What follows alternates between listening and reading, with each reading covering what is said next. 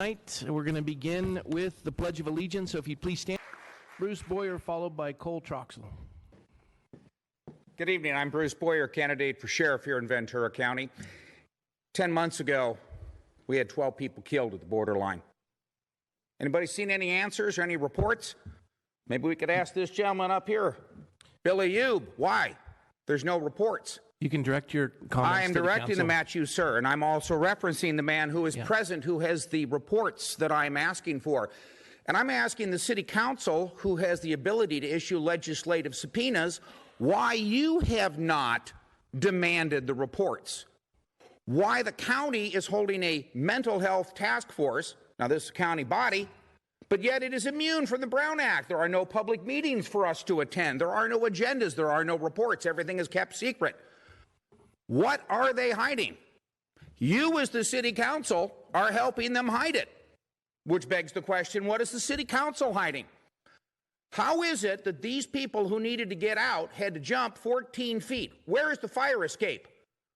That does lead one to believe who signed off on the plans for the certificate of occupancy for the restaurant, where if somebody had to get out the back because there was a fire or a guy shooting people at the front, they had to jump 14 feet off the ground.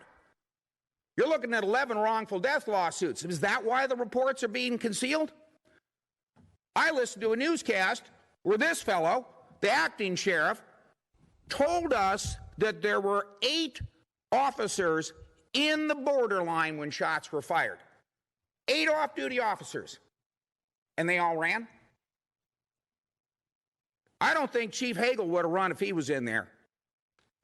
But I don't understand how you can have 8 officers and they hear gunshots and they run. There were 2 on-duty police officers in there, according to Chief of Police Whitney from Oxnard PD, who said he had 2 on-duty officers in there. How do you have shots fired and 2 on-duty officers run and leave those kids to be executed? Why am I asking the questions instead of you people? You should be demanding answers from these people. It's our neighbors that were killed, and you are not asking them the questions that we need the answers for. How does that happen? 10 cops, and they all run. Nobody fired a shot.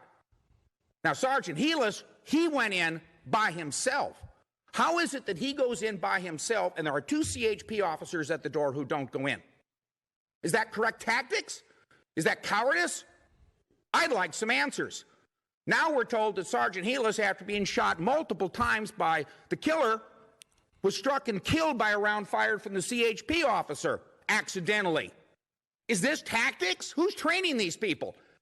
They have an officer down inside the borderline with who knows how many people shot and bleeding out, and they stood outside for over 20 minutes and let every one of them bleed out, including Sergeant Helis.